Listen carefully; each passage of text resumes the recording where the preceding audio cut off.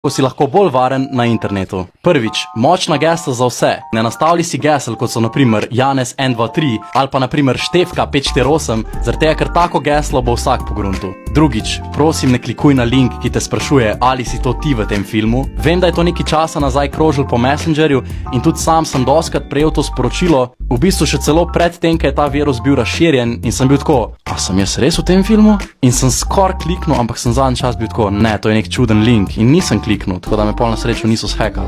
Ali pa na tiste maile od Kao pošte, da moraš plačati neko vsoto, če hočeš svoj paket prevzeti. In pa tretjič, ne zapisuj si gesla v novce ali pa nekam na Word, ampak si jih zapisuj na en list papirja, ker če ti slučajno shekajo računalnik, je to ena izmed prvih stvari, ki jo boš šli pogledat. In pa četrtič, če si pa iPhone uporabnik, ti pa priporočam, da si to nastavitev ugasneš. Pejte v nastavitve, scrolli dol, dokler ne najdeš privacy in security, ko to najdeš, klikni na tracking in poglej, katere aplikacije sledijo